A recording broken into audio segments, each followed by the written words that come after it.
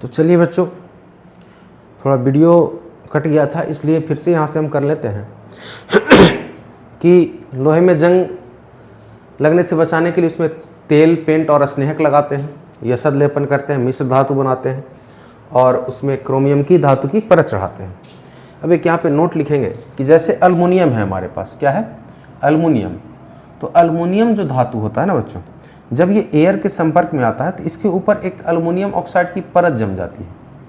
किसकी परत जम जाती है? अल्मुनियम ऑक्साइड की क्या हो जाती है? परत जम जाती है। ये परत है Al2O3 की। जैसे ही अल्मुनियम एयर के संपर्क में आता है तो एयर में ऑक्सीजन होता है, एयर में क्या होता है? ऑक्सीजन होता है, तो ये बना लेता है Al2O3।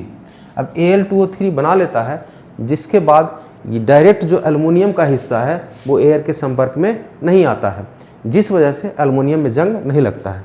तो चाहे तो नोट में लिख देंगे कि अल्मुनियम में जंग, मीनियम में जंग,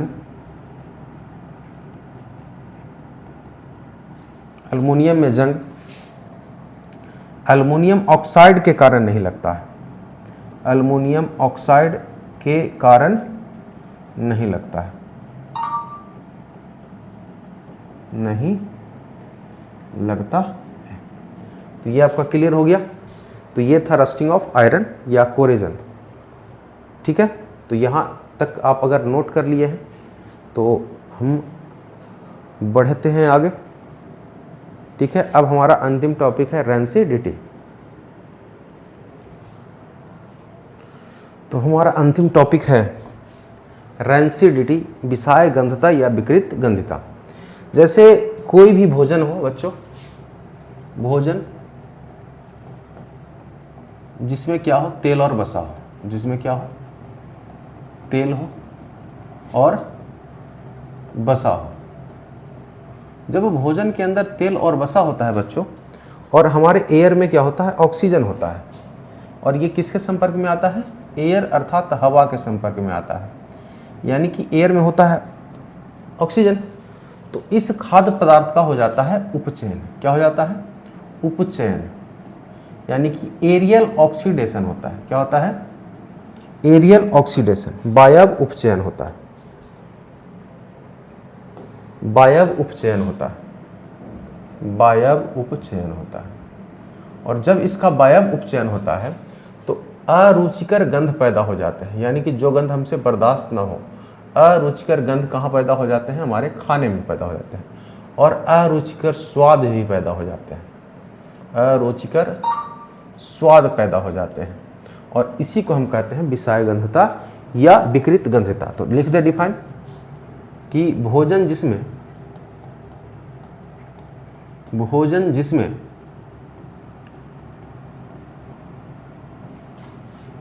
वसा और तेल होता है, वसा और तेल होता है,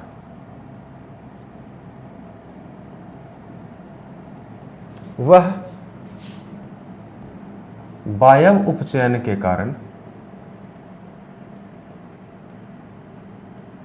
वायव उपचयन के कारण क्या पैदा करेगा? अरुचिकर गंध और अरुचिकर स्वाद। वायव उपचयन के कारण अरुचिकर गंध, अरुचिकर का मतलब जो हमारे रुचि में ना हो, अरुचिकर गंध और स्वाद उत्पन्न करता है, और स्वाद उत्पन्न करता है। इसे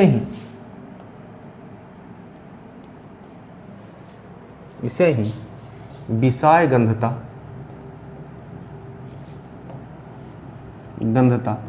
या विकृत गंधता कहते हैं, विकृत गंधता कहते हैं। क्या कोई दिक्कत नहीं? यानी जब भोजन में अरुचिकर गंध, जैसे आप घर में रखे होंगे बहुत दिन तक ब्रेड, तो देखिएगा वो ख़राब हो जाएगा। सुबह में दाल बनाए गर्मी के दिन में, शाम तक ख़राब हो जाएगा। तो वो खराब होने का प्रक्रिया ही क्या है? विषाय गंधता या विकृत गंधता है। अब इससे बचा कैसे जाए?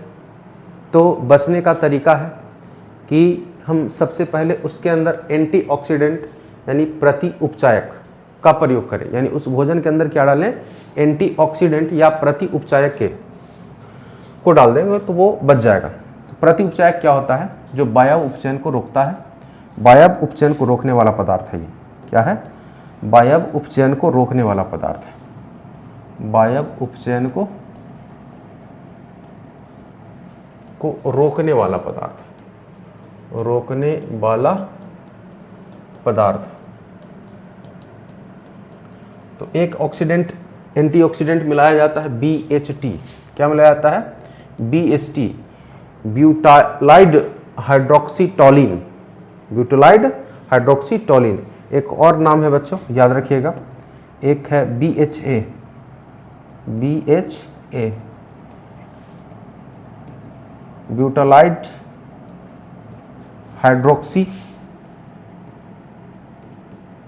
एनिसोल।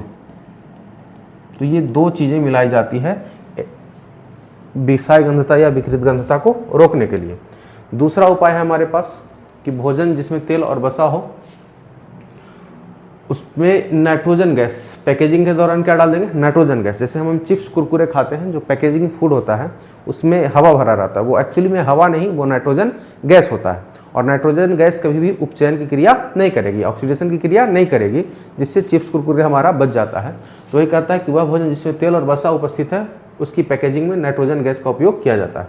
तीसरा है कि वह भोजन जिसमें तेल और वसा उपस्थित है, यदि उसे फ्रिज में रख दिया जाए या कम तापमान पर रख दिया जाए तो वो उपचयन की क्रिया धीमी कर देती है, जिससे भी हमारा भोजन बच जाता है।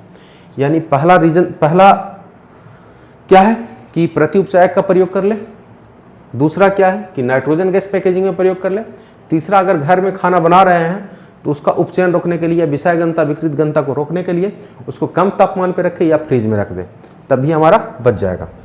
अगला है कि भोजन को वायुरोधी पात्रों में रखें, जिसमें एयर टाइट कंटेनर जिसको बोलते हैं कि रखें तो उसको एयर टाइट कर दे कि उसके अंदर हवा ना जा पाए। तो वायुरोधी पात्रों में रखना चाहिए, क्योंकि ऐसा करने से भोजन वायु के संपर्क में नहीं आता है, जिससे उसका उपचयन नहीं होता है। पांचवा है कि भोजन को डायरेक्ट प्रकाश से दूर रखना चाहिए, यानी सनलाइट से दूर रखना चाहिए। सनलाइट से दूर रखेंगे तो वो फिर से उपचयन की क्रिया धीमी हो जाएगी और हमारा भोजन बच सकता है। तो भोजन को प्रकाश से दूर रखकर विकृत गंधता को कम किया जा सकता है, क्योंकि प्रकाश के अभाव में उपचयन की क्रिया क्या हो जाती है, धीमी हो जाती है। तो इस तरीके से आपका क्या हो गया, पूरा चैप्टर खत्म हो गया। तो आप नोट भी कर ले। सबसे पहले इसी को नोट करेंगे। अगर नोट करने की बात करें तो सबसे पहले क्या है कि विषाय गंधता या विकृत गंधता क्या है। तो विकृत गंधता बच्चों है कि भोजन जिसमें वसा और तेल होता है उसके वायु उपचयन के कारण क्या हो जाता है, वो खराब हो जाता है, और इसी को हम क्या कहते हैं, विषाय गंधता या विकृत गंधता कहते हैं। इसके बाद हम पढ़े कि इसको रोकने का उपाय क्या है। तो रोकने का उपाय है कि प्रति उपचायक का प्रयोग करें जो वायु उपचयन को रोक दे, जिससे BHT और यहाँ BHA लिखेंगे, यहाँ क्या लिखेंगे, BHA, यानी सोना है ना, तो A लिखेंगे। BHA और BHT दो हमारे पास प्रति उपचायक है। तीसरा है कि नाइट्रोजन गैस पैकेजिंग के दौरान डाल दें, तब भी एयर के संपर्क में नहीं आएगा। तीसरा फ्रिज में रख दें, तब भी वो हमारा बच जाएगा। और चौथा कि वायुरोधी पात्रों में रखें, यानी एयर टाइट कंटेनर में रखें, ऐसे बर्तनों में रखें जिसमें हवा ना जा पाए। और चौथा डायरेक्ट सनलाइट से दूर रख दें। डायरेक्ट सनलाइट से दूर रखेंगे तो उपचयन की क्रिया क्या हो जाएगी, धीमी हो जाएगी, यानी ऑक्सीडेशन की क्रिया धीमी हो जाएगी, जिससे हमारा खाना बच जाएगा। तो ये 5 तरीके हैं जिससे आप विषाय गंधता और विकृत गंधता को रोक सकते हैं। और इस प्रकार से बच्चों हमारा केमिकल रिएक्शन और इक्वेशन वाला टॉपिक खत्म हो गया। अगले दिन से हम स्टार्ट करेंगे एसिड, बेस और साल्ट को। तो अगर वीडियो अच्छा लगे तो चैनल को सब्सक्राइब करके दोस्तों के साथ शेयर जरूर करें। धन्यवाद। जय हिंद।